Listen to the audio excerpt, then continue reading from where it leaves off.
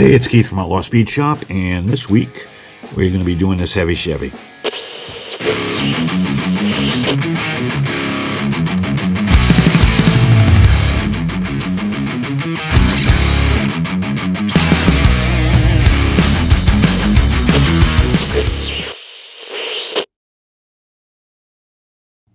A buddy of mine went to a swap meet locally, and he picked up a whole bin full of cars, and each one of them was 50 cents a piece. So even though this is in really, really rough shape, the wheels are pretty much locked up, the red lines are all faded out. This was a chrome, I believe 74, and you can kind of see, I don't know if you can see, a little bit of green here and here. So what my goal is, and that's the decal, the original decal. So my goal here initially, upon first glance of this, is the body's really, really, really rough. Okay, it's pretty bad. So I'm not sure if I can get the finish on this where I want it to go back to chrome without destroying all the body lines. I don't have a zinc plate or anything like that. So my initial plan is to try to sand what I can and see how the body looks. I ordered both sets of decals, the red and the green. So we'll see what happens when the body is somewhat done. I'll make a judgment call at that point. But I also ordered the green paint. So I was thinking of going, just customizing it and going with the green and the appropriate decal for that, changing the wheels out, and seeing what it looks like from there. So I already took the liberty of drilling it, so I didn't have to bore you with that. So the wheels, the axles are really, really rusty. The back wheels do turn, not very well, but they could be freed up with some WD-40 and cleaning it out. Front wheels, kind of the same thing. I can work them loose, but they are pretty bad. The red, this must have been left out in the sun, so the red has been faded. So they're kind of like white lines. The bottom, not too shabby. I should be able to polish this up. I don't have a zinc plater, but I should be able to get all this oxidation off. And if this ever did have any red taillights or black grille, it's no longer there. So my goal is to initially, upon first, again, I got to sand this down, is green with the appropriate, I believe, orange stripe. So the interior is not too shabby. It's dirty, but nothing soap and water can't handle. And the windshield, I ordered one, but this one I think can be salvaged. There's no, upon first inspection, it looks pretty good.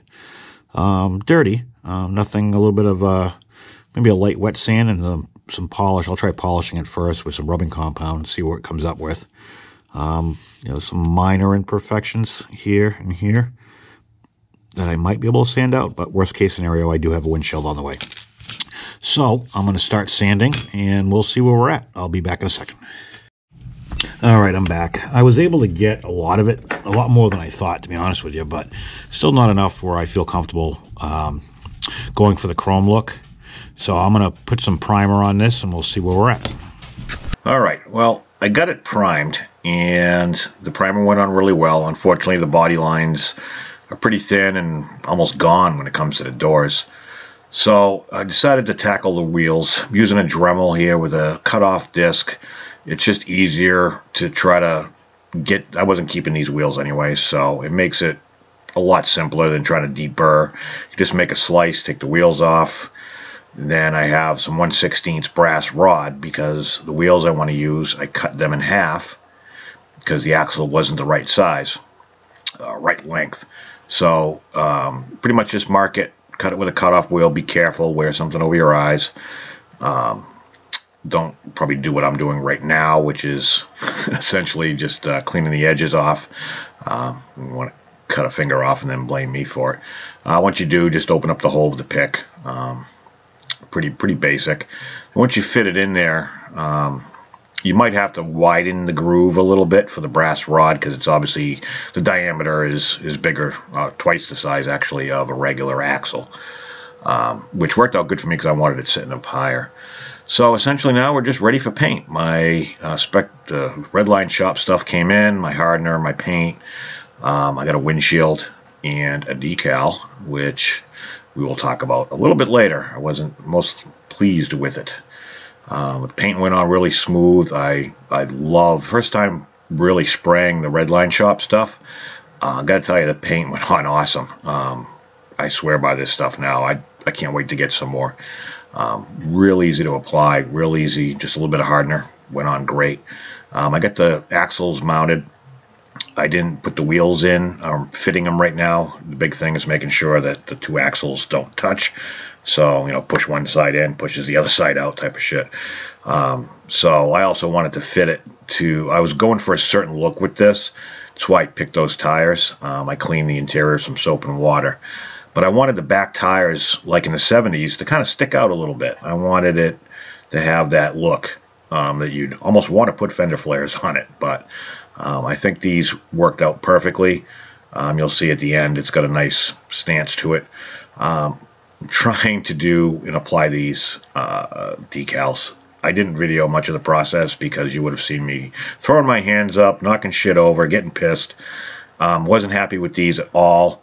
The quality on most of their decals from Redline shop are awesome. These ones, for some reason, they almost ran a little bit, and the top was a bitch to put on, so I only put, if you can see here, I actually have both on.